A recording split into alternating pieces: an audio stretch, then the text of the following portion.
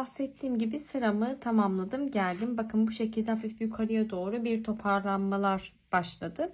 İpim şu anda burada, son eksiltmemi bu noktada yaptım. Bakın ipimiz bu noktada. Şöyle bir saymak istiyorum yine, bakın şişimizde ne kadar parçamız var. 1 2 3 4 5 6. Her zaman 6 parça halinde ilerleyeceğimizi söylemiştim. Bu şekilde 1 2 3. sıramızı tamamlamış olduk. Şimdi 4. sıramızın başlangıcını yapacağız. Bir sıra daha gidip daha sonrasında kesme işlemi yaparak tamamlıyor olacağız. Burada şu şekilde yapıyoruz. Hemen bakın buradan ilmek çıkartmalara başlıyorum. Şöyle düzelteyim, şişimi geriye çekeyim. İpimin son olduğu nokta şu anda burası. Buradan itibaren şöyle ilmek çıkartmaları yapacağız. Hemen tığımı alıyorum elime.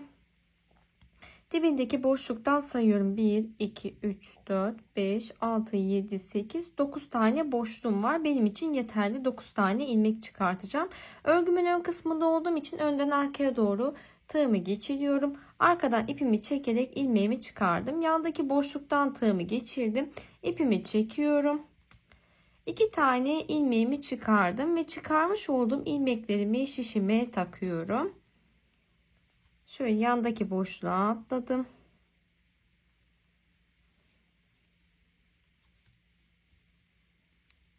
Yandaki boşluğa atladım. 9 tane ilmeğimiz olana kadar devam edelim.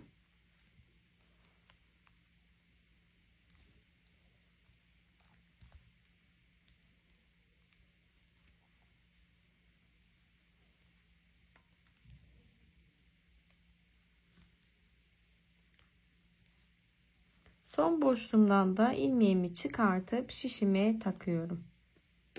Saydığımızda 3, 6, 9 tane ilmeğe ulaşmış olduk. Örgümün arka kısmına dönüyorum. Buradaki şişimizi şu şekilde çekelim. İlk ilmeğimi örmeden şişime aktardım. İkinci ilmeğim ters ilmek. Örgümün arka kısmında olduğum için ters ilmek olarak örmeye devam ediyorum. 2, 4, 5, 6, 7, 8. 8 tane ilmeğimi ters ilmek olarak ördükten sonra devamında bakın burası ipimin son olan noktasıydı. Örgümün arka kısmından eksiltme yapacağım ama şu şekilde ön kısmına dönüp göstermek istiyorum. Bakın buradan şöyle V şeklinde ilerlemiyorum. Sağ tarafa doğru eksiltme yapıyorum. Yani dönüp geldiğimiz son parçamın üzerine doğru eksiltmeye yapacağım. 8 tane ilmeğimi ters örgü olarak ördükten sonra 9. ilmeğimi örmeden şişime aktardım. Diğer taraftaki 9. ilmeğimi ters örgü olarak ördükten sonra örmeden aktarmış olduğum ilmeğimi son ördüğüm ilmeğimin üzerinde atlatarak eksiltmemi yaptım. Baktığımızda sağ tarafta 3, 6, 9 tane ilmeğimiz var. Sağ tarafta ise 3, 6, 7, 8 tane ilmeğimiz kaldı. Bir tane eksiltme yaptığımız için. Şimdi örgümüzün ön kısmındayız. İlk ilmeğimi örmeden şişime aktardım. Devamında tüm ilmeklerimi düz ilmek olarak örmeye devam ediyorum. Arka kısmına döndüğümde de 8 tane ilmeğimi ters ilmek olarak ördükten sonra eksiltmemizi beraber yapalım. 8. ilmeğimi ters örgü olarak ördükten sonra 9. ilmeğimi örmeden sağ taraftaki şişime aktardım. Devamında diğer taraftaki 8. ilmeğimi ters örgü olarak örüyorum. Örmeden aktarmış olduğum ilmeğimi şişime takıyorum ve en son örmüş olduğum ilmeğimin üzerinden atlatamadım. Örmeden aktardığım ilmeğimden şişimi geçiriyorum. En son örmüş olduğum ilmeğimin üzerinden atlatarak eksiltmemi yapıyorum. Baktığımızda diğer tarafta 7 tane ilmeğim kaldı. Bu tarafta ise yine 9 tane ilmeğe devam ediyorum. Yine aynı şekilde dönüp geleceğim. Arka kısmında 8 tane ilmeğimi ters örgü yaparak eksiltmemi yapacağım. Bu hep bu şekilde devam edecek. Ta ki diğer tarafta hiç ilmeğimiz kalmayana kadar. Şöyle arka kısmını dönüp göstermek istiyorum.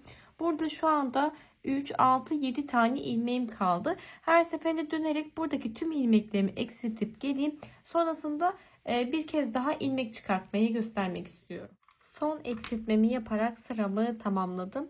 İpim bu noktada kaldı. Sol tarafta kaldı yani. Buradan devam edeceğiz. İpimizin kaldığı noktadan ilmekler çıkartarak devam edeceğiz. Hemen yatay şeklinde duran parçamızın üzerinden ilmek çıkartıyor olacağız. Tığımı elime aldım. Şu an örgümün ters kısmında olduğum için örgünün ön kısmından iç kısmına doğru tığımı uzatıyorum. İpimi öne doğru çektim. Yandaki boşluktan tığımı uzattım. İpimi öne doğru çekip 2 tane ilmeğimi çıkartıyorum. Çıkarmış olduğum ilmeklerimi şöyle şişimi çektikten sonra şişime takıyorum. 2 tane ilmeğimi taktıktan sonra devam ediyorum. Her boşluktan bir tane ilmek çıkartmaya.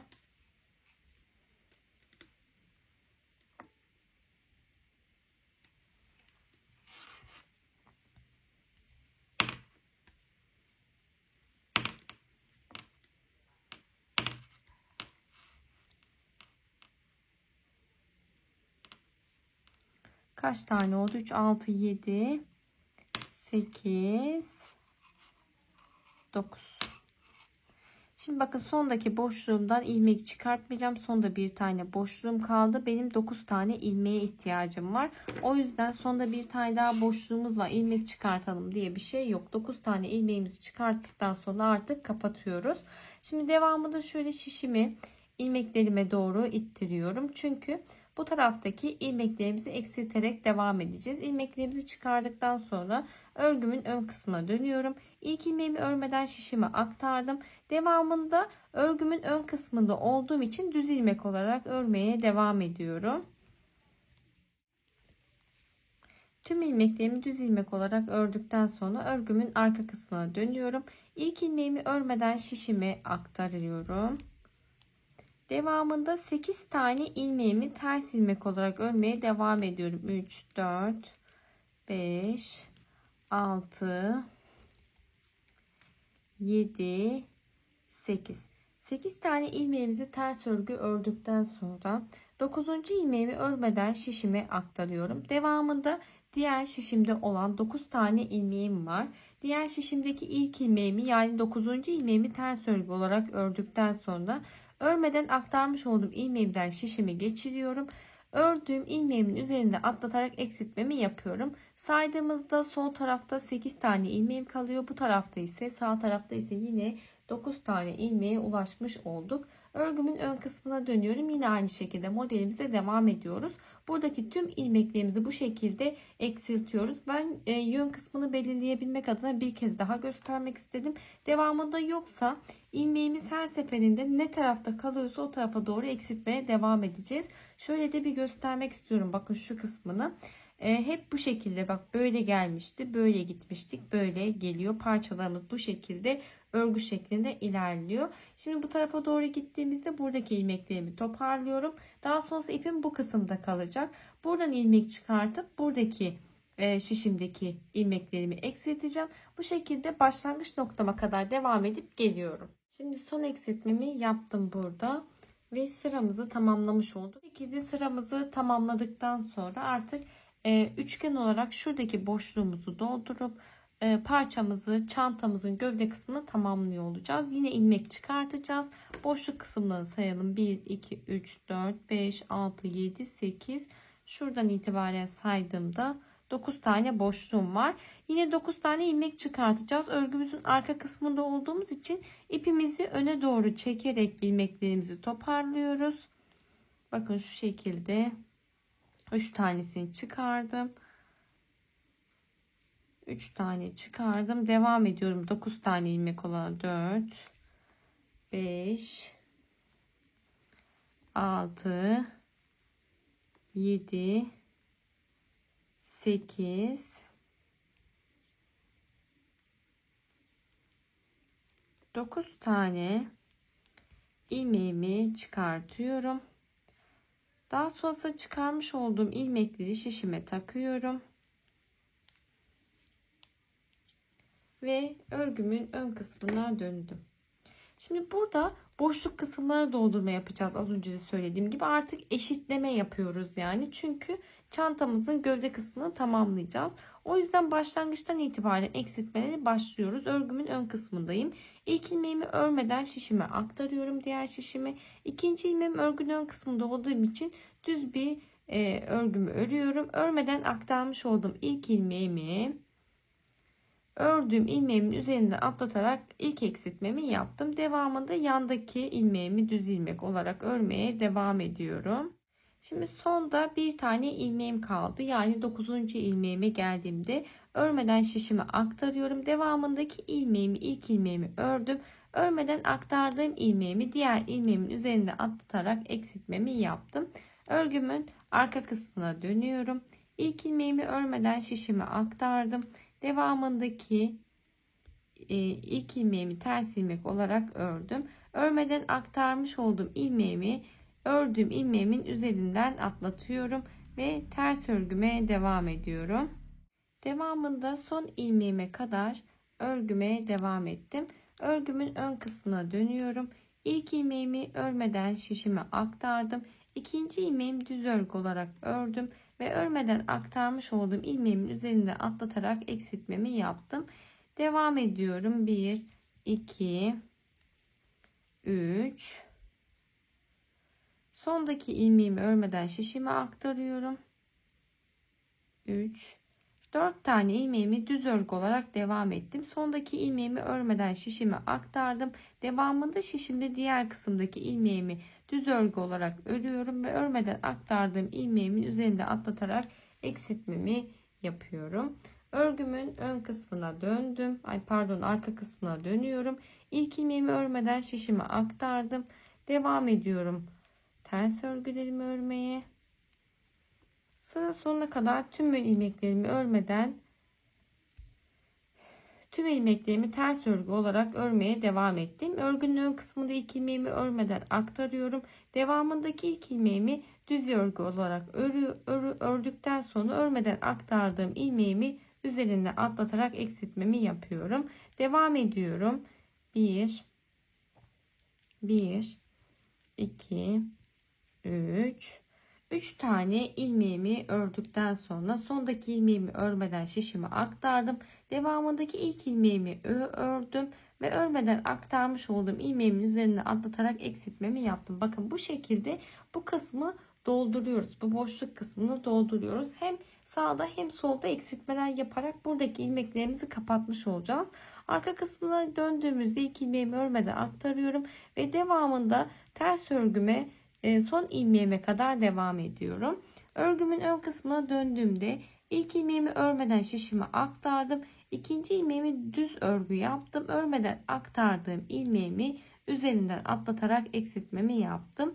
Ve 2 tane düz örgümü yaptım. 3 tane ilmeğim var. 4. ilmeğimi örmeden şişime aktarıyorum. Devamındaki diğer şişimdeki ilmeğimi örüp örmeden aktardığım ilmeğimin üzerinde atlatarak eksiltmemi yapıyorum. Arka kısmına döndüm.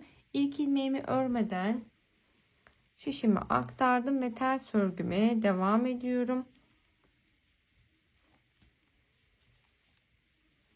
Örgümün ön kısmındayım. İlk ilmeğimi örmeden şişimi aktardım. İkinciyi düz örgü yaptım. Örmeden aktardığım ilmeğimin üzerinde atlatıp eksiltmemi yapıyorum. Devamında bir tane ilmeğim kaldı. Düz örgümü yaptım. Sondaki ilmeğimi örmeden şişimi aktardım ve diğer ilmeğimi de örüp örmeden aktardığım ilmeğim üzerinde atlatarak eksiltmemi yapıyorum. Örgümün ön kısmına döndüm. İlk ilmeğimi örmeden şişimi aktarıyorum ve ters örgüme devam ediyorum. Örgümün ön kısmına dönüyorum. İlk ilmeğimi örmeden şişime aktardım. İkinci ilmeğim düz örgü. Örmeden aktardığım ilmeğimi ördüğüm ilmeğimin üzerinden atlatarak eksiltmemi yaptım. Sonraki ilmeğimi örmeden şişime aldım. Devamındaki ilmeğimi ördüm. Örmeden aktardığım ilmeğimi üzerinden atlatarak eksiltmemi yaptım. Örgümün arka kısmına döndüğümde bir tane ilmeğimi örmeden aktarıyorum. Diğer ilmeğimi ters örgü yaptım. Yine örgümün ön kısmındayım. İlk ilmeğimi örmeden şişime aktardım. İkinci ilmeğim düz örgü yapıyorum. Üzerinden atlattım. Devamındaki 2 tane ilmeğimi düz örgü yapıyorum ve üzerinden atlatıyorum. Sonda bir tane ilmeğim kaldı. Bunu da düz örgü yaptım ve üzerinden atlattım. Bir tane ilmeğim burada fazla geldiği için direkt bakın bu şekilde kesme işlemi yaptım ve dümdüz oldu. Şimdi bu kısım birazcık karışık gelmiş olabilir. Tekrar bir eksiltme yapacağız beraber. Şimdi bu noktadayken bakın, bu noktadayken yani burada aslında aklınızı karıştıracak bir şey yok. Hem sağda hem solda ön kısımlarda eksiltme yapıyoruz. Şimdi diğer tarafa geldiğimizde şöyle şişimi ittirdim. Bakın burada boşluk kısmında üçgen parça yaparak dümdüz bir görüntü elde edeceğiz. Bakın şu şekilde üçgen parçayla kapatmış olduk. Yine aynısını yapacağız. Şimdi ilmek çıkartmalara başlıyoruz. Hemen dibindeki boşlukta, pardon, örgümün ön kısmında olduğum için tığımı önden arkaya doğru geçiriyorum ve ilmeklerimi çıkartmaya başlıyorum. Bir tane çıkardım. Devam ediyorum. 2 2 3 4 5 5 tane ilmeğimi çıkartıyorum ve devam ettim. 6 7 8 9 tane ilmeğimi çıkartıp şişime takıyorum. Sonda bir tane boşluğum kaldı. Oradan ilmek çıkartmıyorum. Çünkü 9 tane ilmek benim için yeterli.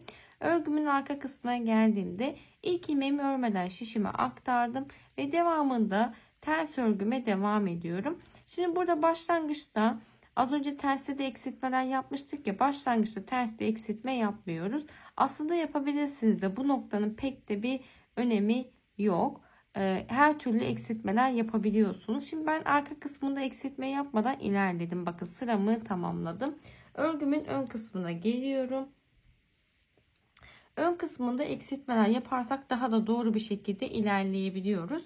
İlk ilmeğimi örmeden aktardım. İkinci ilmeğimi düz örgü yaptım. Örmeden aktarmış olduğum ilmeğimi üzerinden atlatıp ilk eksiltmemi yapıyorum. Devamında düz örgüme devam ediyorum.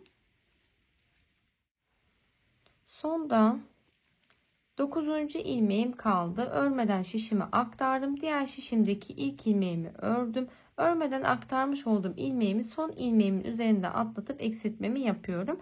Bu tarafta saydığımda 3, 6, 7, 8 tane ilmeğim kaldı. Şimdi örgüme arka kısmına dönüyorum. Arka kısmında herhangi bir eksiltme yapmadan sıra sonuna kadar ters örgüme devam ediyorum.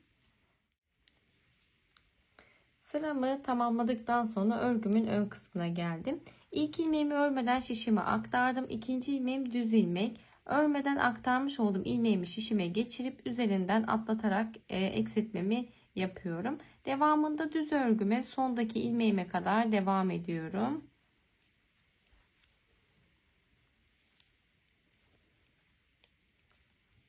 Sonda bir tane ilmeğim kaldı. Örmeden aktarıyorum. Devamında diğer şişimdeki ilmeğimi ördüm. Örmeden aktardığım ilmeğimin içerisinden şişimi geçirip son ördüğüm ilmeğimin üzerinde atarak eksiltmemi yapıyorum.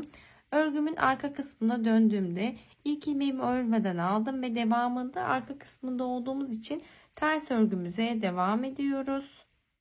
Örgümün ön kısmına döndüm. İlk ilmeğimi örmeden şişime aktardım. Devamında düz örgümü yapıyorum.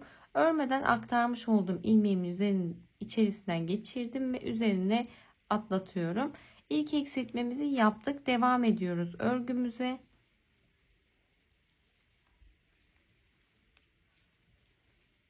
Sonda bir tane ilmeğim kaldı. Şişime aktarıyorum. Diğer şişimdeki ilmeğimi ördüm. Örmeden aktarmış olduğum ilmeğimi üzerinde atlatarak eksiltmemi yapıyorum. Ve aynı şekilde ters örgümü arka kısmında devam ediyorum.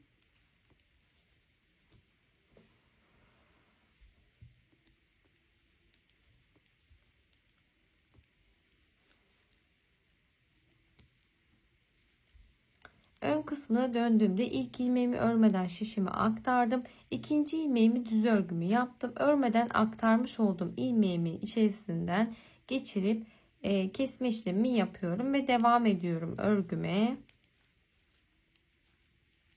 Sondaki ilmeğimi örmeden sağdaki şişimi aktarıyorum. Diğer taraftaki ilk ilmeğimi ördüm.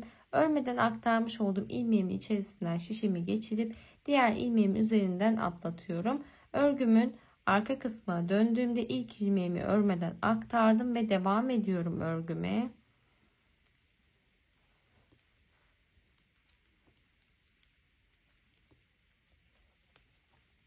Örgümüzün ön kısmına dönüyoruz. İlk ilmeğimi örmeden aktardım. Devamında düz örgüme devam ediyorum. Pardon, eksiltmeyi unuttuk, geriye alıyoruz. İlk ilmeğimizi örmeden aktardık. İkinci ilmeğimi düz örgü yaptım. Örmeden aktarmış olduğum ilmeğimi ördüğüm ilmeğimin üzerinden atlatıyorum ve düz örgüme devam ediyorum aynı şekilde. Sondaki ilmeğime geldiğimde örmeden aktarıyorum. Diğer ilmeğimi ördüm ve diğer ilmeğimin üzerinden atlatarak eksiltmemi yaptım. Bu şekilde ilmeklerimi eksiltmeye devam ediyorum. Şimdi sonda baktığımızda 2 tane ilmeğimiz kaldı. Buradaki ilmeğimi örmeden şişime aktardım. Sondaki 2 tane ilmeğimin içerisinden şişimi geçirip tek seferde çekerek eksiltmemi yapıyorum. Burada örmeden aktarmış olduğum ilmeğimi üzerinden atlatıyorum. Daha sonrasında buradaki ilk ilmeğimi de alıp buradaki ilmeğimin üzerinden atlatıp eksiltmemi yapıyorum. Bu şekilde hepsini eksiltmiş olduk bu noktada.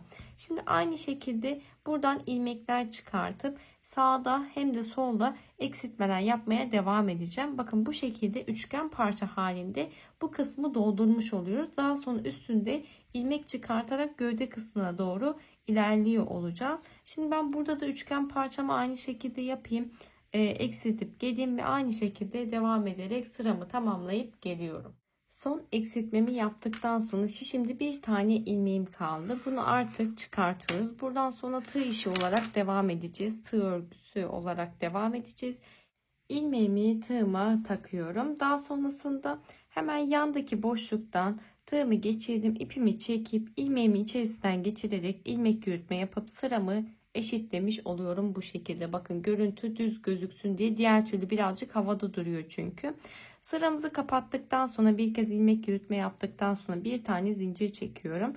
Hemen yandaki boşluktan tığımı geçiriyorum. İpimi çekip tek seferde çekerek sık iğnemi yaptım. Yandaki boşluktan tığımı geçirdim. İpimi tek seferde çekerek sık iğnemi yapıyorum. Yandaki boşluktan tığımı geçirdim. İpimi çekip sık iğnemi yapıyorum. Yandaki boşluktan tığımı geçirdim. İpimi tek seferde çekerek sık iğnemi yapıyorum. Bu şekilde bakın boşluklardan tığımı geçirip ipimi çekiyorum. Tek seferde sık iğnemi yapıyorum. Aslında burada tığımızı geçirebildiğimiz her boşluktan tığımızı geçirerek sık iğnemizi yapıyoruz. Çok fazla sıkı olmamasına dikkat edin. Çok fazla sıkı olduğunda morlulaşma oluyor çünkü.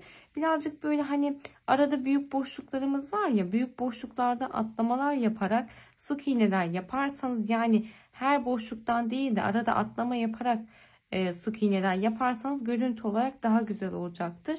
Diğer türlü çok fazla geniş olduğunda ağız kısmı geniş oluyor.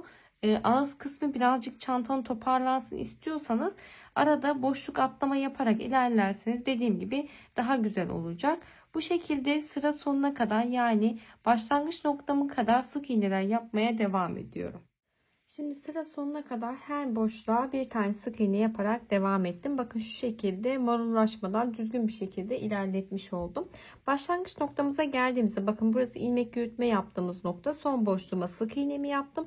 Burası da başlangıçtaki ilk sık iğne yapmış olduğumuz boşluk. Boşluktan tığımı geçirdim.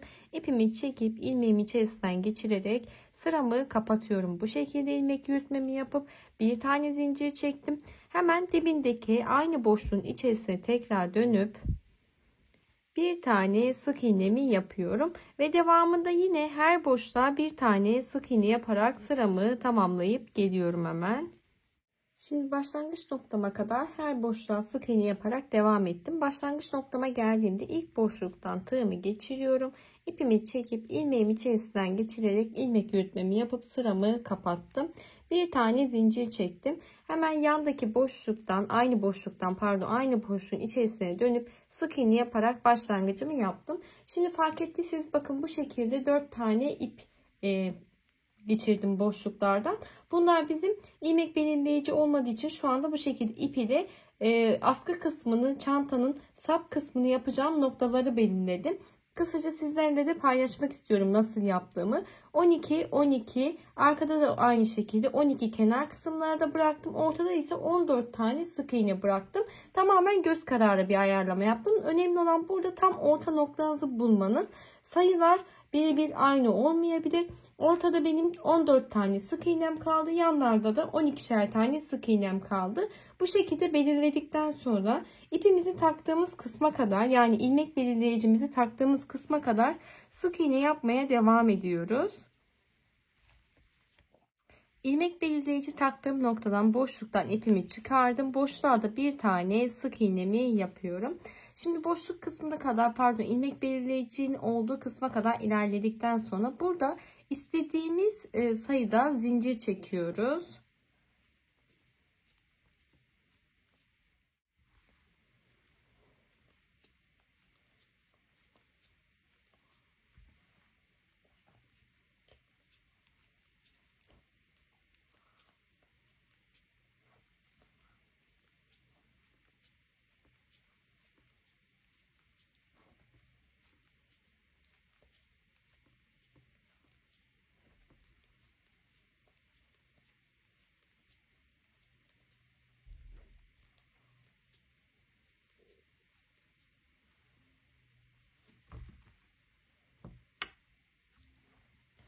...32 tane zincir çektim. Bence 32 tane zincir yeterli. Gözünüze az gelirse daha fazla da zincir çekebilirsiniz. Şimdi zincirimizi çektikten sonra direkt diğer taraftaki ipimizi takmış olduğumuz boşluktan tığımızı geçirip sık iğnemizi yaparak diğer tarafa atlamış oluyoruz. Bakın bu şekilde.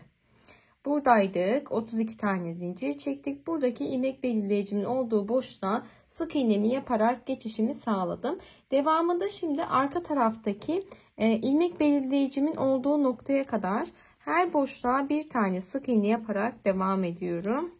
İlmek belirleyicimin olduğu noktaya kadar geldim. Burada ipimi çıkartıyorum. Boşluktan tığımı geçirdim. İpimi çekip sık iğnemi yapıyorum ve devamında 32 tane zincir çekiyoruz.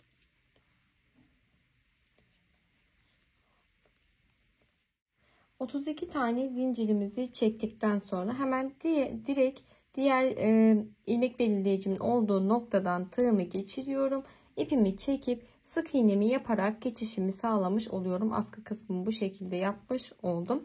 Devamında şimdi her boşluğa bir tane sık iğne yaparak başlangıç noktamıza kadar devam ediyoruz. Son boşluğuma sık iğnemi yaptım. İlk boşluğumuzdan, ilk sık iğnemizin tepesinden tığımızı geçiriyoruz. İpimizi çekip ilmeğimizi içerisinden geçirip ilmek yürütmemizi yapıyoruz. Bu şekilde sıramızı kapattıktan sonra bir tane zincir çektim. Hemen dibindeki boşluktan tekrardan tığımı geçirip tek seferde çekerek sık iğnemi yapıyorum.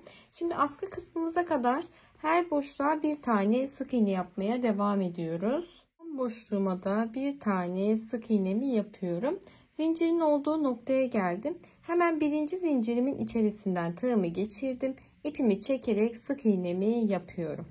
Yandaki zincirin içerisinden tığımı geçiriyorum. İpimi çekip sık iğnemi yaptım. Yandaki zincirin içerisinden tığımı geçirip ipimi çekip sık iğnemi yapıyorum. Bu şekilde her zincirin içerisine bir tane sık iğne yaparak diğer kenar kısmına kadar devam ediyoruz. Son zincirimin içerisine de bir tane sık iğnemi yaparak askı kısmına dönüp gelmiş oldum. Bakın bu şekilde.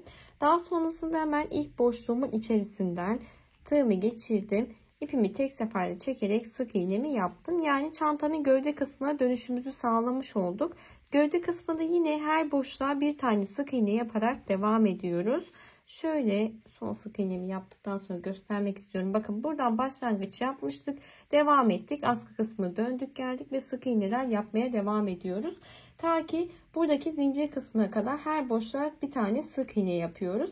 Zincire geldiğimizde de her zincirin içerisine bir tane sık iğne yapıp devam edip sıramı tamamlayıp geliyorum bu şekilde. Son boşluğuma da sık iğnemi yaptım. Şimdi ilk boşluğumuzdan tığımızı geçiriyoruz. İpimizi çektik. İlmeğimizi içerisinden geçirerek ilmek yürütmemizi yaptıktan sonra ilmeğimi bırakıyorum. Tekrardan aynı boşluktan tığımı geçiriyorum. İlmeğimi tığımın ucuna takıp arka kısmına, iç kısmına çekiyorum. Çantamın iç gövde kısmına çekiyorum. Daha sonrasında burada 1 2 tane zincirimi çektikten sonra ipimi keserek artık çantamızı tamamlıyoruz. Bakın bu şekilde gayet güzel minik bir çanta oldu. Modelle birebir aynı şekilde çalışmaya çalıştım. Daha önceki çantamı pamuklu makrome kullanarak yapmıştım. Bunu da polyester makrome ipiyle yaptım. İkisi de çok güzel oldu. Tercih size kalmış. İki ipi de değerlendirip yapabilirsiniz. Videomu beğenmeyi, yorum yapmayı ve kanalıma abone olmayı unutmayın lütfen. Bir sonraki videoda görüşmek üzere. Hoşça kalın.